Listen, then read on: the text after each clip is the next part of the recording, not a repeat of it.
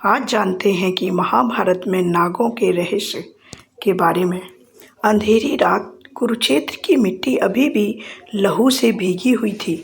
हवा में एक अजीब सी फुफकार गूंज रही है, जैसे कोई हजारों साल पुराना रहस्य जाग रहा हो। तो तैयार हो जाइए, क्योंकि आज हम उस गुप्त शक्ति को खोलने जा रहे हैं जिसने महाभारत को सिर्फ एक युद्ध नहीं बल्कि एक ब्रह्मांडीय खेल बना दिया था।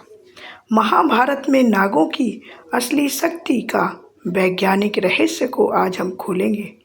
यह कोई साधारण कहानी नहीं है, यह वो खोई हुई सभ्यता है जो पाताल की गहराइयों से पूरे युद्ध को अपनी उंगलियों पर नचा रही थी।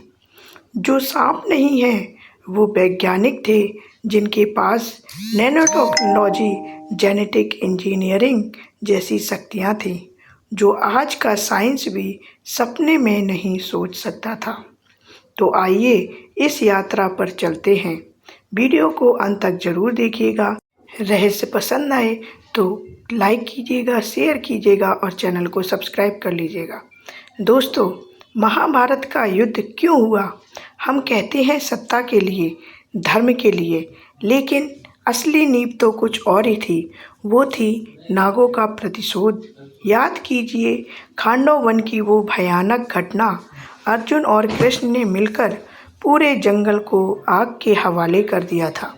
लाखों जीव जल गए थे, लेकिन किताबों में छिपा सच ये है कि हजारों नाग उस आग में चीख चीख कर मर रहे थे। तक्षक की पत्नी भस्म हो गई थी। क्या ये सिर्फ अग्निदेव का तृप्त करने की कहानी थी, या फिर एक उन्नत सभ्यता को जड़ से मिटाने का प्लान था? तो सबसे पहले जानते हैं खांडव वन का दहन, जहां नागों की सभ्यता पर हमला हुआ था। महाभारत में खांडव वन दहन की घटना बहुत महत्वपूर्ण है। अर्जुन और कृष्ण ने मिलकर पूरे जंगल को आग लगा दी थी।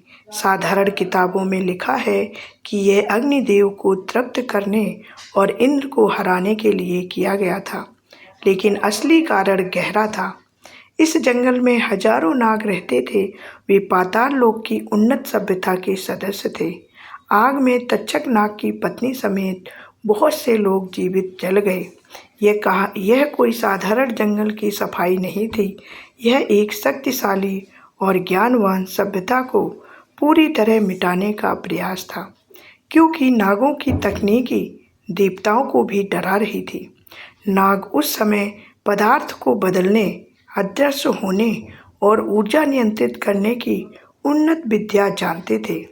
खांडव वन उनके गुप्त केंद्र के रूप में जाना जाता है। अब चलते हैं, विष्णु शेष नाग पर हैं और कृष्ण कालिया का दमन कर रहे हैं। इस विरोधाभास को जानते हैं। महाभारत और पुराणों में एक बड़ा विरोधाभास दिखता है। एक तरफ भगवान विष्णु शेष नाग की विशाल शैया पर आराम करते हैं। शेषनाग संपूर्ण ब्रह्मांड का संतुलन और रक्षा का प्रतीक है।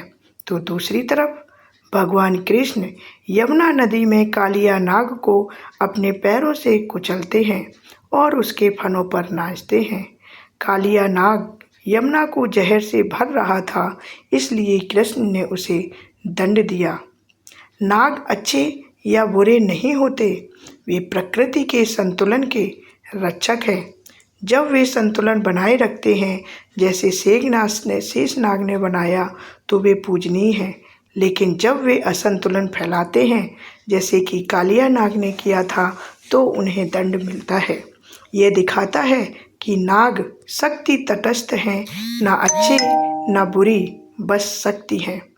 अब जानते हैं तक्षक का राजा परीक्षित पर हमला, जो कि नैनोटेक्नोलॉजी का रहस्य है। तक्षक नागराज ने राजा परीक्षित को मारने के लिए खुद को एक फल के अंदर छोटे से कीड़े के रूप में बदल लिया और राजा परीक्षित को डस लिया। हम इसे जादू समझते हैं, लेकिन यह नैनो टेक्नोलॉजी का उच्चतम रूप है। नाग पदार्थ की घनत्व बदल सकते हैं, तरंग दैर्घ्य नियंत्रित कर सकते हैं और अदृश्य हो सकते हैं। वे सूक्ष्म स्तर पर आकार बदलकर किसी की नज़र में नहीं आते। यह एक प्रकार की मेटाफिजिकल हत्या थी। अब जानते हैं भीम को 1000 हाथियों का बल यानी कि डीएनए अपग्रेड करना। ये सारी कुछ साइंस पर आधारित है। दुर्योधन ने भीम को जहर देकर नदी में फेंका। नागों ने उन्हें बचाया और ताकत दी। ये जड़ी बूटी नहीं थी। नागों ने भीम के डीएनए में बदलाव किया, उनके शरीर को सुपर ह्यूमन बनाया। आज हम जंग डीएनए कहते हैं जिसे, लेकिन नाग जानते थे कि 98% डीएनए में छिपी शक्ति को जगाया जा सकता है। माइटोकॉन्ड्रिया जिसे सेल का पावर हाउस कहते हैं, उसको बढ़ाया था। अब जानते हैं उलूपी और अर्जुन के बारे में, जिनका पुनर्जीवन का कवच। उलूपी एक नाग कन्या थी जो अर्जुन की पत्नी बनी। उन्होंने अर्जुन को सिर्फ प्रेम नहीं दिया, बल्कि जल में अजेय होने का वरदान और सुरक्षा कवच भी दिया। पाताल लोक में उलूपी ने अर्जुन को पानी के अत्यधिक दबाव, ऑक्सीजन की कमी और जल जीवन की उन्नत ट्रेनिंग दी। यह आज की एक्वेटिक एडॉप्टेशन पानी में यानी कि अनुकूलन तकनीक जैसा था। इसने आगे चलकर अर्जुन की जान बचाई थी। अब जानते हैं अश्वसेन और कर्ण का बाण युद्ध। अश्वसेन कर्ण के बाण पर बैठकर अर्जुन को मारना चाहता था। यह नागों की शक्ति का प्रमाण है। वे बाण की गति को नियत के खिलाफ मोड़ सकते थे। कर्ण ने मना कर दिया, वरना युद्ध मानव बनाम नाग बन जाता। अब जानते हैं नागों की शक्ति के 5 स्तर के बारे में। पहला स्तर है विश्व विद्या या टॉक्सिकोलॉजी यानी विष विद्या के बारे में। नागों का सबसे बुनियादी लेकिन सबसे खतरनाक स्तर उनका जहर था। लेकिन यह जहर सिर्फ मारने के लिए नहीं था। नाग जानते थे कि शरीर की कौन सी नस, कौन सी तंत्रिका किस फ्रिक्वेंसी पर सक्रिय या बंद की जा सकती है। उनका विष नर्वस सिस्टम को नियंत्रित करने का एक उन्नत टूल था। वे जहर की मात्रा, प्रकार और प्रभाव को इतनी सटीकता से इस्तेमाल करते थे कि व्यक्ति को लकवा मार सकता था, बेहोश कर सकता था या विशिष्ट भावनाएं जगा सकता था। दूसरा स्तर था मायावी आवरण या डायमेंशनल शिफ्ट यानी कि अदृश्यता और आयामी बदलाव। नागों के पास माया नाम की विद्या थी, जिससे वे अदृश्य हो जाते थे या अलग आयाम में चले जाते थे। यह कोई जादू नहीं था, यह इलेक्ट्रोमैग्नेटिक फील्ड या तरंग दैर्घ्य को बदलने की तकनीक थी। वे पदार्थ के कंपन को इतना बदल देते थे कि आंखें उन्हें देख नहीं पाती थी। खांडव वन के चारों ओर भी ऐसी ही माया का घेरा था, जो बाहर से सामान्य जंगल लगता था, लेकिन अंदर उन्नत सभ्यता छिपी थी। अब जानते हैं नागों के तीसरे स्तर के बारे में, जो कि है जेनेटिक इंजीनियरिंग यानी डीएनए परिवर्तन और हाइब्रिड का निर्माण करना। नागों का सबसे उन्नत स्तर था। वे जीवों के डीएनए को बदल सकते थे और नए योद्धा बना सकते थे। वे शरीर के अंदरूनी स्तर पर बदलाव करके शक्ति बढ़ाते थे। आज हम जंक डीएनए को बेकार मानते हैं, लेकिन नाग जानते थे कि इसमें छिपी अनंत संभावनाएं हैं। वे माइटोकॉन्ड्रिया को सक्रिय कर सकते थे। अब जानते हैं चौथे स्तर को, जो कि भूगर्भीय ज्ञान है, जो पृथ्वी की ऊर्जा रेखाएं बताती हैं। नाग पृथ्वी के अंदरूनी ऊर्जा नेटवर्क को अच्छी तरह जानते थे। वे जानते थे कि पृथ्वी की चुंबकीय रेखाएं कहाँ मिलती हैं। उनके महल और शहर इन्हीं ऊर्जा केंद्रों पर बने थे, जो सोने या विशेष धातुओं से बने ऊर्जा कंडक्टर की तरह काम करते थे। वे भूकंप, ज्वालामुखी और पृथ्वी की गुप्त ऊर्जा को नियंत्रित कर सकते थे। आखिरी और 5वां स्तर अमृतत्व का अंश या हाइव माइंड, कलेक्टिव चेतना। सबसे ऊंचा और आध्यात्मिक स्तर था। नाग एक सामूहिक चेतना का हिस्सा थे। व्यक्तिगत नाग मर सकता था, लेकिन उनकी चेतना पूरी तरह नहीं मिटती थी। वे एक दूसरे से जुड़े रहते थे। यह कलेक्टिव कॉन्शियसनेस थी जिसमें ज्ञान, अनुभव और ऊर्जा साझा होती थी। अब जानते हैं इरावन का बलिदान। हाइब्रिड योद्धा यानी कि अर्जुन और उलूपी का पुत्र इरावन कुरुक्षेत्र युद्ध में पांडवों के लिए बलिदान हुआ। उसकी शर्त थी कि कोई उसे एक दिन के लिए पत्नी बनकर विधवा होने को तैयार हो। कृष्ण ने मोहिनी रूप धारण कर उससे विवाह किया। इरावन नागों की मायावी शक्ति से युक्त हाइब्रिड योद्धा था, यानी कि वो महिला भी था और पुरुष भी था। वह कई रूपों में लड़ सकता था। सिर कटने के बाद भी उसका सिर युद्ध देखता रहा। जैसे प्राचीन ब्रेन कंप्यूटर इंटरफेस, वह डेटा रिकॉर्ड करता रहा। अब जानते हैं समुद्र मंथन और वासुकी नाग की मंत्राचल को मथानी बनाने की वासुकी को रस्सी बनाया गया, इसके बारे में। वासुकी एनर्जी कंडक्टर थे। दो ताकतों यानी कि देव और असुर के बीच न्यूट्रल ब्रिज बनाया गया। घर्षण से हलाहल यानी नेगेटिव एनर्जी निकला। शिव ने उस हलाहल को धारण किया यानी विष को धारण किया। नाग ब्रह्मांडीय दबाव सह सकते थे, इसलिए उनको मथनी रूप में प्रयोग किया गया।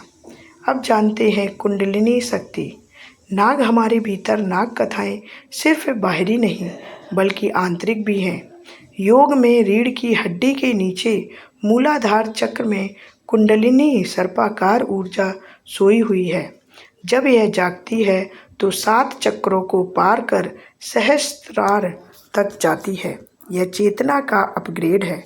नागों की सारी शक्तियाँ, अदृश्य होना, आकार बदलना, ऊर्जा नियंत्रित करना, ये सारी शक्तियाँ एक जागृत योगी में भी आ सकती हैं।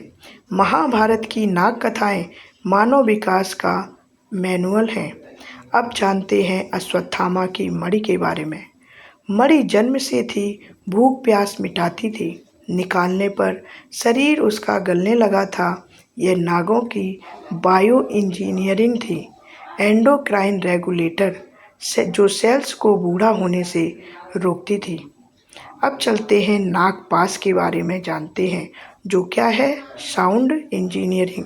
इससे योद्धा हिल भी नहीं पाता। मंत्र फ्रिक्वेंसी से मसल्स लॉक हो जाती हैं।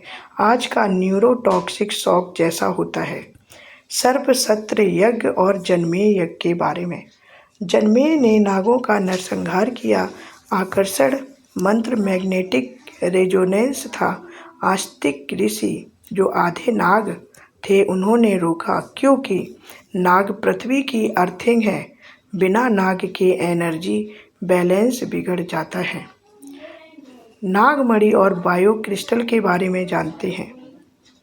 नागमणि डेटा स्टोर करती थी। सिलिकॉन चिप की जगह बायो क्रिस्टल थे। न्यूरॉन से सीधा जुड़ती थी। अब जानते हैं कुंडली शक्ति के बारे में। नाग हमारे भीतर रीढ़ की हड्डी में सोई कुंडलिनी सर्प रूप में होती है। जागने पर चक्र खुलते हैं। नाग कथाएं ह्यूमन इवोल्यूशन का मैनुअल है। अदृश्य होना, आकार बदलना योगी भी कर सकते हैं। रेप्टिलियन ब्रेन और आधुनिक कनेक्शन। हमारे दिमाग का पुराना हिस्सा रेप्टिलियन ब्रेन नाग जैसा व्यवहार करता है। शायद हम नागों के वंशज हैं। शेष नाग के 1000 फन हैं। अनंत संभावनाएं हैं। मंदिर और ऊर्जा ग्रिड के बारे में जानते हैं। मंदिर नाग ऊर्जा रेखाओं पर बने हैं। गर्भगृह पावर स्टेशन है। वहाँ कुंडलिनी सिंक हो जाती है, मन शांत हो जाता है। आज के लिए नागों का संदेश। आज हम मशीनें बनाते हैं, लेकिन भीतरी नाग शक्ति भूल गए हैं। नाग प्रकृति के एनफोर्सर्स हैं, कर्म का कानून लागू करते हैं। मित्र, यह पूरी जानकारी नागों को सिर्फ सांप नहीं, उन्नत वैज्ञानिक सभ्यता मानती है। हर कहानी में विज्ञान छिपा है। अगर आप किसी एक बिंदु पर और जानना चाहते हैं तो हमें कमेंट करके ज़रूर बताएं। आपकी आंतरिक नाग शक्ति जागे। नागों की ये सारी तकनीकें असल में आंतरिक और बाहरी शक्ति का मेल थी। वे बाहर की मशीनें नहीं बनाते थे, वे अपने शरीर और चेतना को ही सबसे एडवांस मशीन बना लेते थे। अर्जुन ने उलूपी को स्वीकार करके अपने अंदर की नाग शक्ति को अपनाया। कृष्ण ने कालिया को मारा नहीं, ट्रांसफॉर्म किया, शक्ति को सही दिशा दी। आज हम नैनो टेक्नोलॉजी, जेनेटिक एडिटिंग और क्वांटम कंप्यूटिंग की बात करते हैं, लेकिन हमारे पूर्वज नागों ने ये सब हजारों साल पहले अपनी कुंडलिनी और आणविक समझ से कर लिया था। अब आप अपनी आंखें बंद कीजिए, अपनी रीढ़ में हल्की फुफकार महसूस कीजिए। वो आपकी अपनी नाग शक्ति है। ये तकनीक आज भी आपके अंदर है, बस जागृत करने की ज़रूरत है। अगर आपको ये वीडियो पसंद आई हो तो कमेंट में बताएं, नागों की कौन सी तकनीक आपको सबसे ज़्यादा हैरान करती है। तब तक के लिए जय शेषनाग, जय श्री कृष्णा। धन्यवाद।